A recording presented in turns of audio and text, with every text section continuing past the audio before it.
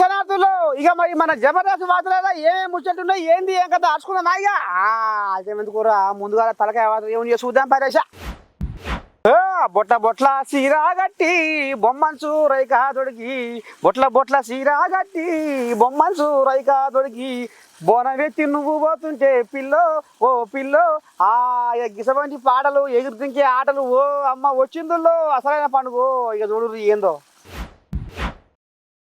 ఎర్రమట్టి అలుగు పిడిస ఎత్తెను రాగం బొట్ల బొట్ల బోనం తెలంగాణ పానం ఎర్రమట్టి అలుగు పిడిస ఎత్తెను రాగం బొట్ల బొట్ల బోనం తెలంగాణ పానం శివసత్తుల సింధులో డోలు దెబ్బ దరువులో ఎగిరి దునికే ఆటలో తీనుమారు పాటలో శివసత్తుల సింధులో డోలు దెబ్బ దరువులో ఎగిరి దునికే ఆటలో తీనుమారు పాటలో ఇక మరి ఈ రకంగా బోనాల పండుగకు చిన్న సన్నగా ముస్తాబయ్యి చిన్న సన్న గంతుల బజారా పోయి బోనం ఎత్తుకొని రంగురంగుల చీర కట్టుకొని పట్టు చీరలు కట్టుకొని పట్టు రేఖలు దొరుకుకొని నీ దండం పెట్టి అమ్మవారికి నైవేద్యం వండుకొని బోనం ఎత్తుకొని పోతుంటే ఆహా చిన్నగా ఉండదులో తెలంగాణ కథ ఇక మరి బోనాల పండుగ దగ్గరికి రాలే వచ్చిందులో జూలై 7 తారీఖు నుంచి ప్రారంభం అవుతుందట బోనాల పండుగ ఇక మరి ఈసారి బోనాల పండుగకు 20 కోట్లు ఖర్చు అట అబ్బరకొండు అయితే బాగానే జోర్దారే ఉంటట్టుంది ఈసారి బోనాల పండుగ మొత్తానికైతే దేవాదాయ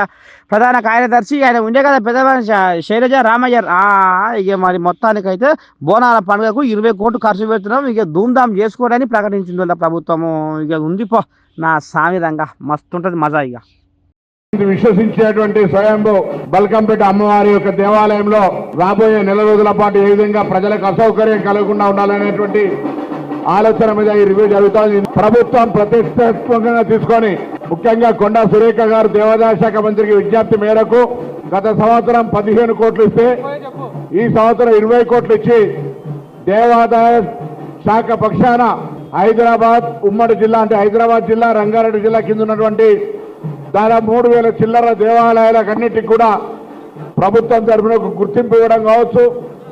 ఒక 27 దేవాలయాలకు పట్టు వస్త్రాలు స్వయంగా ప్రముఖులు రాష్ట్ర ప్రభుత్వంతో నిర్దేశించబడిన వాళ్ళు తీసుకుపోయే కార్యక్రమం జరుగుతుంది. అందిన కాడికి పిండుకుంటున్నారు ఈ ప్రైవేటోళ్ళు దొరికిన కాడికి దోసుగా తింటున్నారు ఈ ప్రైవేటోళ్ళు మొత్తం మీద ఈ ప్రైవేటోళ్ళు ఏం చేస్తున్నారు అంటే అబ్బా ఈ వార్త మీరు చూడవలసిందే ఎందుకంటే ఇది సీజన్ కదా ఇప్పుడు ఇక చూడు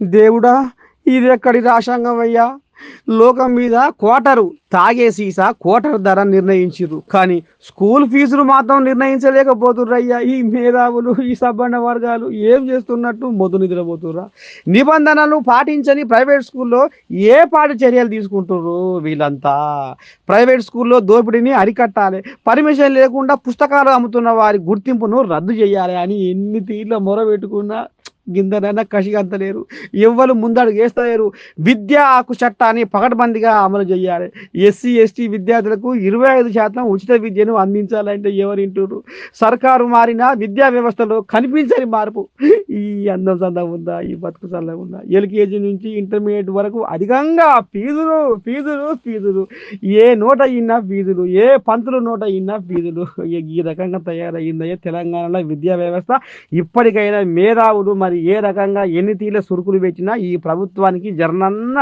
సురుకు తలగాలి ఇక గిసవంటోళ్లకు న్యాయం చేయాలి మొత్తం మీద విద్యా వ్యవస్థను ఈ రకంగా అధిక ఫీజుల నుంచి పేదోళ్లను కాపాడాలని మన తెలంగాణ టీవీ మళ్ళోసారి కోరుకుంటుందిలా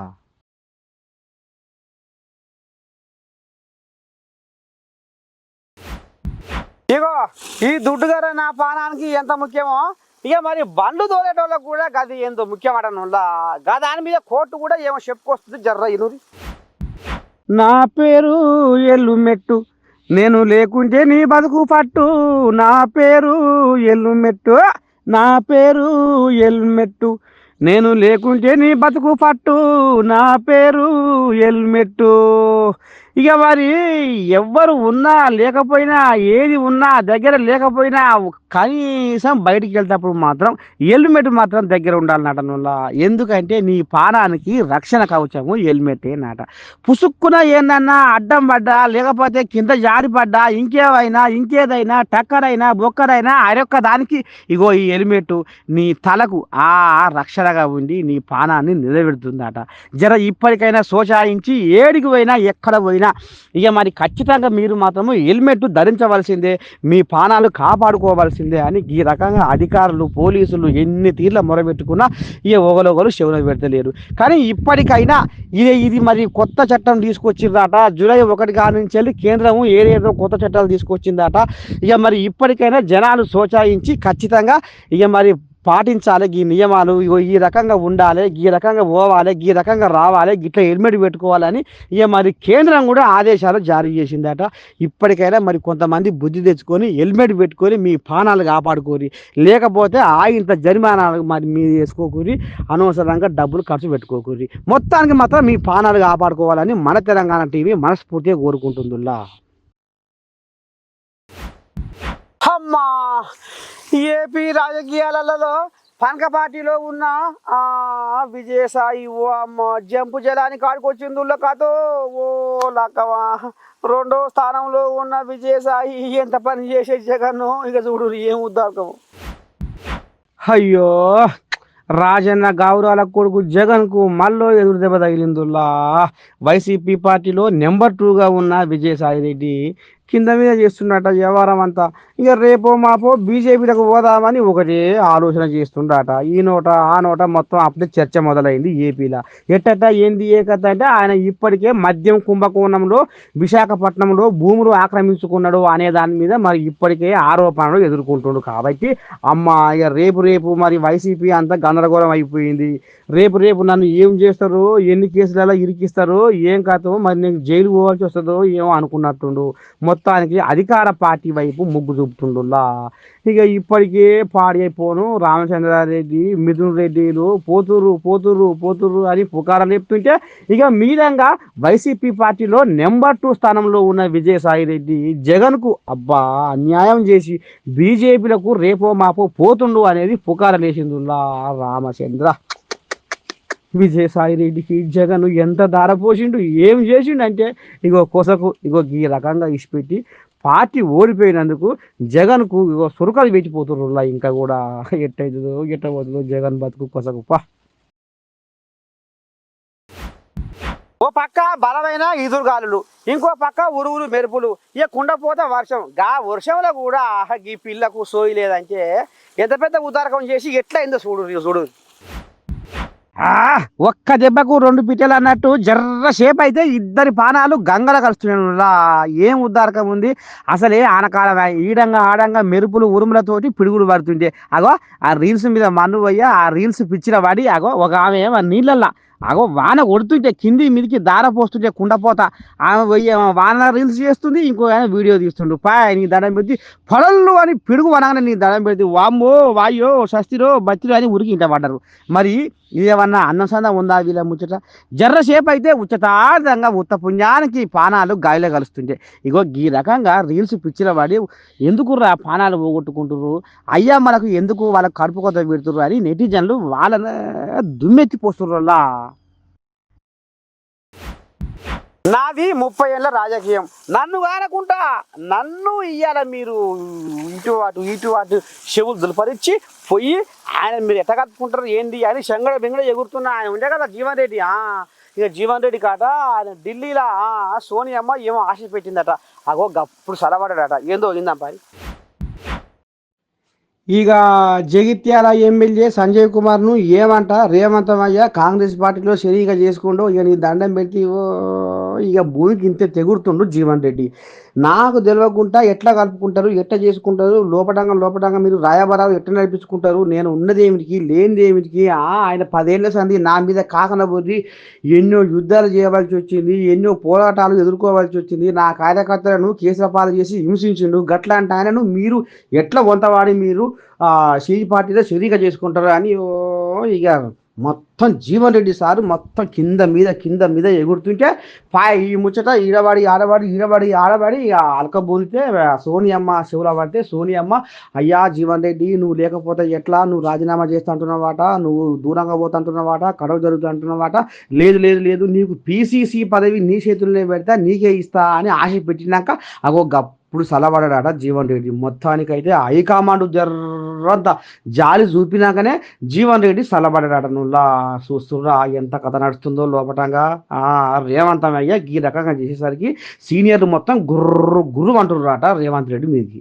ఈ జరిగిన పరిణామాలు కొంతవారు మనస్తాపానికి గురి అవ్వడం, మా వైపు నుంచి కూడా సంపూర్ణంగా సమన్వయం చేయడంలో పీసీసీ తరఫున కూడా తీసుకోవాల్సిన ముందస్తు జాగ్రత్తలు తీసుకోకపోవడం వల్ల కొంత గందరగోళ పరిస్థితి ఏర్పడ్డది.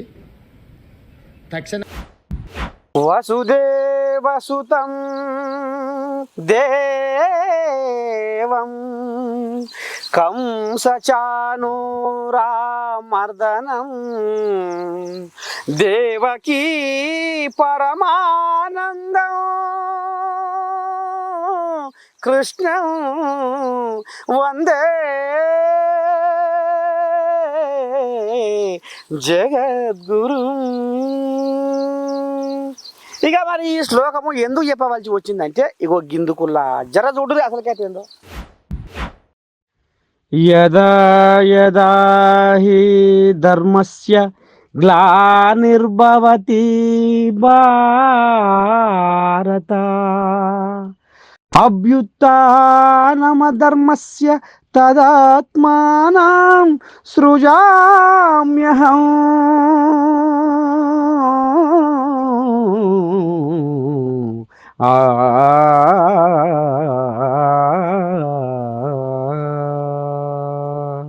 ఓ అర్జున, ఈ లోకమున అధర్మము పెచ్చు పెరిగిపోచున్నప్పుడు, ధర్మము అంతరించిపోచున్నప్పుడు నన్ను నేనే సృజించుకుందును అనగా సాకార రూపమున ఈ లోకమున అవతరింతును అని భగవద్గీతలో శ్రీకృష్ణుడు ఏ రకంగా అర్జునునికి ఉపదేశం ఇచ్చిండు.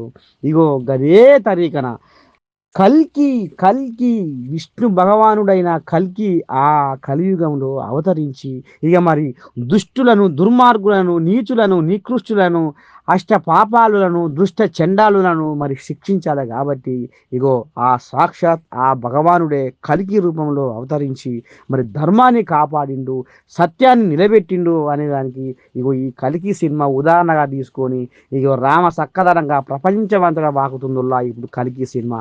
ఇక మరి కల్కి సినిమా చూసినట్టుగా అందులో ధర్మం ఏంది, సత్యం ఏంది, అగో గా రకంగా అవినీతిని ఏ రకంగా పారదోలిండు భగవానుడు, మరి నీతిని ఎట్లా రక్షించిండు, నీతికి ఎట్లా కట్టుబడి ఉన్నాడు అనేది అగో గా సారాంశం తెలుసుకోవాలి అని మీరు ఇప్పటికైనా కల్కి సినిమా చూసి మనిషిలాగా బతకాలి అన్నట్టుగా ఆలోచన చేస్తారని మనస్ఫూర్తిగా మన తెలంగాణ టీవీ కోరుకుంటుందిలా.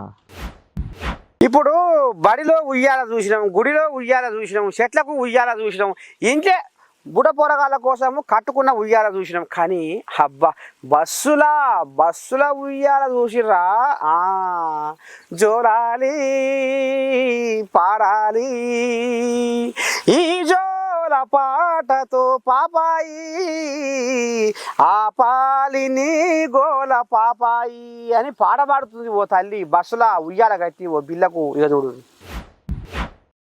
ఆడోళ్ళదే రాజ్యం అయ్యిందిరో ఓ దేవుడా, ఆడోళ్ళదే పెత్తనం అయ్యిందిరో ఓ దేవుడా, ఇన్నొద్దులు భర్తకు కోపము కలిగితే ఒట్టు మీద ఒట్టు తిట్లతో భార్యను తిడితే పడేది, ఇప్పుడట్లా లేదేమురో ఓ దేవుడా, ఎంత కాడికొచ్చే సంసారము,